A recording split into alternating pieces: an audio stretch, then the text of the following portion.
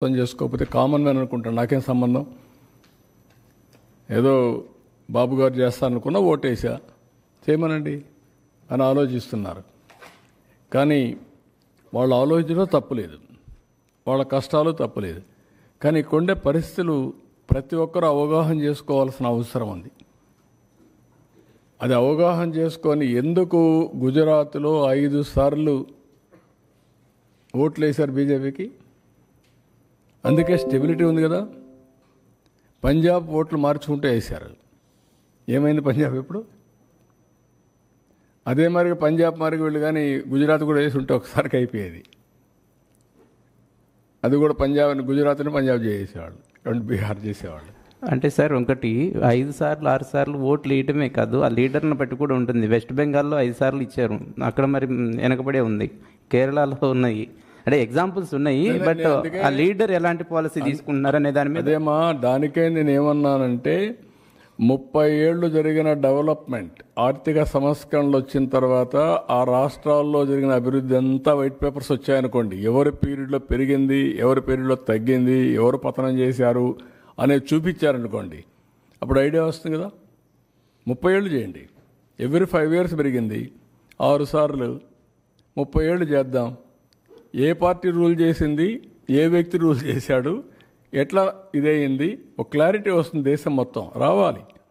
We are trustees to the people. మనం ట్రస్టీస్గా ఉండి రాష్ట్రాలని వాళ్ళ జీవితాలను ఆడుకోవడం కరెక్ట్ కాదంటా నేను. ఇప్పుడు నేనేమంటానంటే, ఈరోజు 10 రూపాయలు ఎక్కువ ఇస్తున్నామని ఇష్టానుసారంగా మాట్లాడి అసలు జీవితాంతం పేదరికంలో సఫర్ కావాలన్నా? Is it right?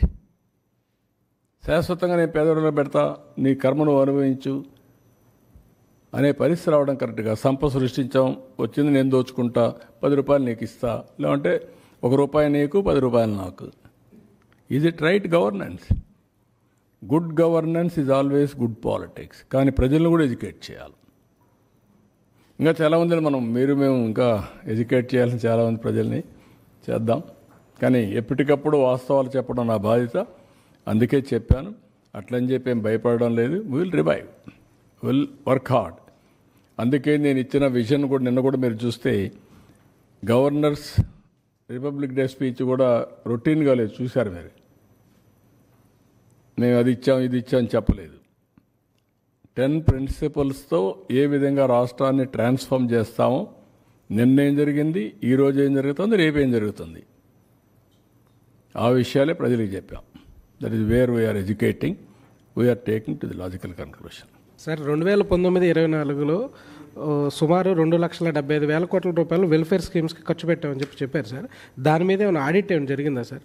ఎందుకంటే దాంట్లో 1,000 కోట్ల రూపాయలు అక్రమాలు జరిగినాయని చెప్పేసి. ఇప్పుడు ఇంటింటివి చేయాలన్నా కష్టం కదా, అవన్నీ ఎక్కడ పోయినాయో ఎక్కడికి వచ్చాయో ఎన్ని చేయాలి, వాళ్ళ వెరిఫికేషన్ చేయాలన్నా మనం మన పనులు చేయాలన్నా రెండు ఉన్నాయి. చూద్దాం, అది కూడా మీరు చెప్పిన ప్రాబ్లమ్స్ కూడా ఉన్నాయి. ఇప్పుడు అందుకనే కొన్ని డీబీటీ అన్నారు, ఆ డీబీటీ అకౌంట్లో నెంబర్లు కూడా సరిగా లేవు. ఇప్పుడు ఎదిగితే ఎన్పిసిఐ అకౌంట్లు కూడా లేవు మా దగ్గర. మనం చూసాం 10% ఇక్కడ రాకపోతే ఫ్లడ్స్లో పంపిస్తే నాకు 3-4 టైమ్స్ పట్టింది. ఇప్పుడు ఎన్పిసిఐ అకౌంట్స్ అన్నీ అప్డేట్ చేస్తున్నాం. నేషనల్ పేమెంట్ గేట్వే కింద మొత్తం వచ్చినట్టన్నీ కూడా కార్పొరేషన్ ఆఫ్ ఇండియాది మొత్తం అందరి అకౌంట్లు ఒక 10 రూపాయలు వేసి వాళ్ళ అకౌంట్లో వాళ్ళ నెంబర్లను అప్డేట్ చేస్తున్నా. సో దట్ ఎప్పుడన్నా అర్జెంటుగా పంపించడానికి. సార్ పొలిటికల్గా ఒక question అడగొచ్చా? You have compared the state finances to be on a ventilator. Not only that, you've also said it's looking like a situation like Sri Lanka.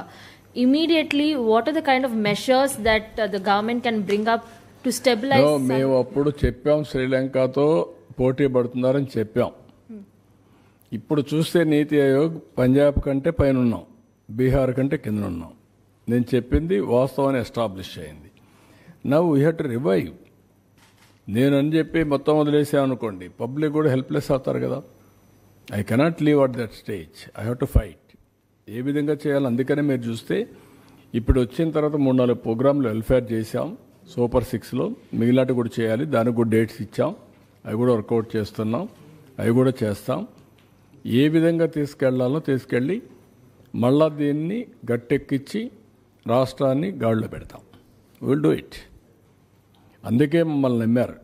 93% strike rate ఇచ్చారంటే ఒక నమ్మకం, ఒక విశ్వాసం, ఒక ట్రస్ట్. ఆ ట్రస్ట్ని బ్రీచ్ చేస్తే కరెక్ట్ కాదు. వాళ్ళ మారిగా బాధ్యత రాహిత్యంగా పనిచేయలేం, అట్లని చెప్పి ఇచ్చలవిడిగా చేయలేం. నేను అందుకనే ప్రజల్ని కాన్ఫిడెన్స్ తీసుకుంటున్నాను. I want to place everything before public. Time to time ఇస్తాను, నేను అన్నీ చేస్తాను. చేసిన తర్వాత ఏది కూడా సంపద సృష్టించినా, ఆదాయాన్ని పెంచినా, ఆదాయం ఎవరికి చెందుతుంది? It is a public. What all I create wealth, it is a public property. అందుకని ఇవన్నీ చేసి వాళ్ళకు కూడా గవర్నమెంట్లో డబ్బులు సంపద సృష్టించడమే కాదు, రైట్ టైంలో వాళ్ళకు కూడా వెసులుబాటు రావాలి. లేదు నేను సంపద సృష్టిస్తున్నాను తర్వాత ఇస్తాను, మీరు మాత్రం సఫర్ కండి అంటే సఫర్ అవ్వడానికి సిద్ధంగా లేరు. ఒక మిస్ గవర్నెన్స్, ఒక కరప్ట్ గవర్నెన్స్ చేసినప్పుడు దాన్ని కరెక్ట్ చేసి మళ్ళీ నేను ఏ విధంగా ట్రాక్లో పెట్టడమే కాకుండా వాళ్ళ ఇబ్బందులు కూడా అధిగమించే విధంగా I have to plan it. నేను మొత్తం క్యాపిటల్ ఎక్స్పెండిచర్గా పెడతా, అప్పటి వరకు మీరు వెయిట్ చేయండి, నేనేం మీకు ఇవ్వనంటే that is not fair, that nobody will. వాళ్ళు కూడా సఫర్ అయ్యేదానికి కరెక్ట్ కాదు. మాకు ఓట్లేసింది సఫర్ కావడానికి కాదు, మాకు ఓట్లేసింది రివైవ్ చేస్తామన్న నమ్మకం కోసం, అదే మరి ఆదుకుంటామని. ఆదుకునే బాధ్యత మా పైన ఉంది. డెఫినెట్గా ఎవ్రీ మినిట్ ఐఎమ్ థింకింగ్.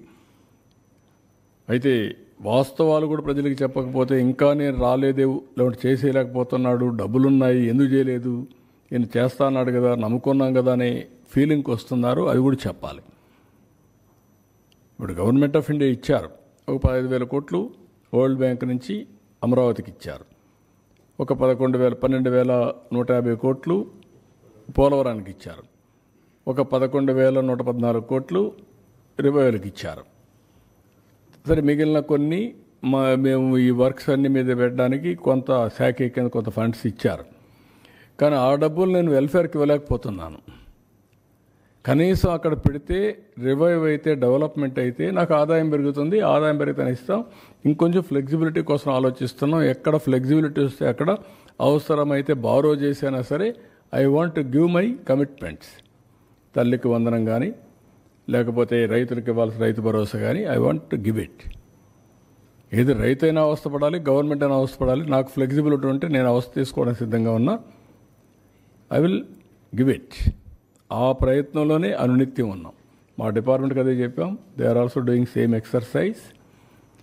ఒక్క నిమిషం కూడా వెయిట్ చేయాలి నాకు ఫ్లెక్సిబిలిటీ ఉంటే. ఇప్పుడే దాని మీద కూడా ప్లాన్ చేసుకున్నాం, వర్కౌట్ చేస్తున్నాం. I will come out.